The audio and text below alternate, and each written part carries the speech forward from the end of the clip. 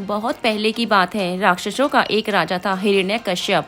हिरण्यकश्यप ने कड़ी तपस्या करके भगवान ब्रह्मा से वरदान पाया कि ना ही कोई इंसान उसे मार सके, ना कोई जानवर।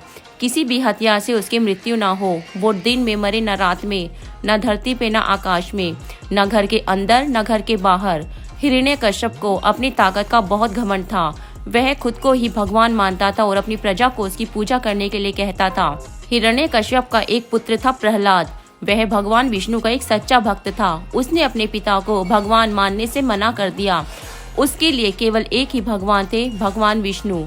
हिरण्यकश्यप को प्रहलाद पे बहुत गुस्सा था और उसने अपने सेवकों को उसे कड़ी सजा देने का आदेश दिया।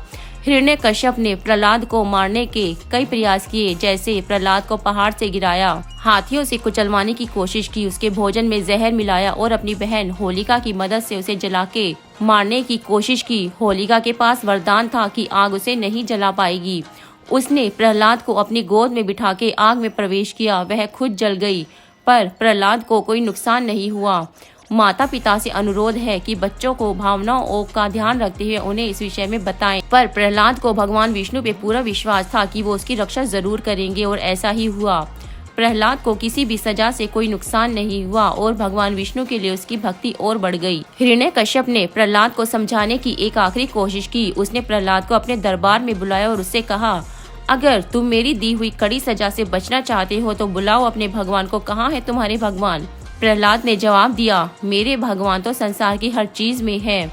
हिरण्यकश्यप ने एक खंबे की तरफ इशारा करके पूछा, क्या तुम्हारे भगवान इस खंबे में भी है? हाँ, बिल्कुल है, प्रहलाद ने पूरे विश्वास से कहा।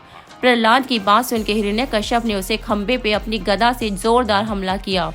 तभी खंबा टूटा और उसमें से भगवान विष्णु के एक अवतार भगवान नरसिंह प्रकट हुए। उनका चेहरा शेर का था पर शरीर इंसान का। वो ना ही पूरी तरह इंसान और ना ही पूरी तरह जानवर थे। प्रहलाद की बात सुन के हिरण्यकश्यप को खींच के महल की चौखट पे ले गए। अब वो ना तो घर के अंदर था, ना ही घर के बाहर। भगवान नरसिंह ने उसे अपनी गोद में लिटाया और अपने नाखूनों से उसका वध किया। प्रहलाद की सच्ची भक्ति से भगवान बहुत प्रसन्न थे। उन्होंने उसे मनचाहा वरदान मांगने को कहा। प्रहलाद ने कहा, मुझे ये वरदान दीजिए कि मैं हमेशा आपकी भक्ति करता रहूं और हमेशा सच की राह पे चलूं। भगवान ने उसे यही आशीर्वाद दिया। प्रहलाद बड़े होकर राजा बने और उन्होंने भगवान की भक्ति करते हुए अपनी सभी कर्तव्यों को अच्छे से पालन किया। इस कहानी से हमें दो शिक्षा मिलती है। अगर हमारे मन में विश्वास है तो संसार की हर चीज में हमें भगवान दिखेंगे।